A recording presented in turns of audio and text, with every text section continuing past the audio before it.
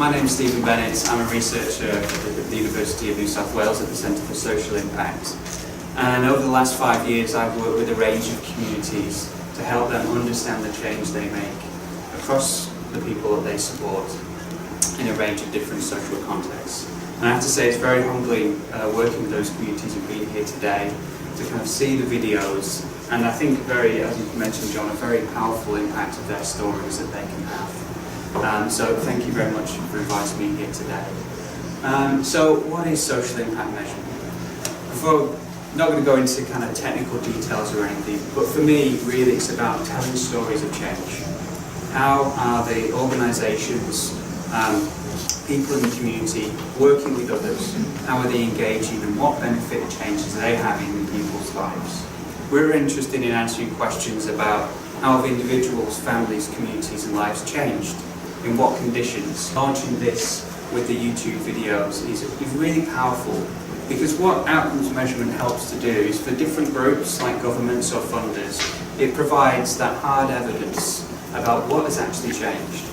And then when partnered with a good narrative around this, we can start to say and provide the context for that change. So what does it look like when people start to feel safe? What does it look like to be socially included?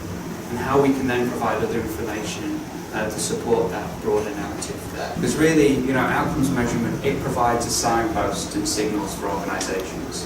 For the CEO all the way down to the frontline caseworker. How are you making a difference? How we can think about how we can do things differently. What are the changing needs in the community and what can we do there? So really kind of what I like to end with here is some kind of key lessons from my previous work. So the first one, as I mentioned before, is include stakeholders. Be willing to participate and share your perspectives. As we acknowledged before, there's considerable diversity across community housing. Everyone's got a different perspective and opinion on their lives and what matters to them. And really being able to kind of share your thoughts and aspirations helps organisations to kind of understand how they're meeting your needs. But also say that, that this is just a foundation piece. And as you said, kind of look again, revise the outcomes and indicators and measures there, is that this is a learning process. We've already there's lots of great work that community housing providers and social services and bridge housing have done, and we need to acknowledge that. But when we kind of bring in these outcomes framework, we need to look that these can change to the needs of the organisation and to the community that they work with as well.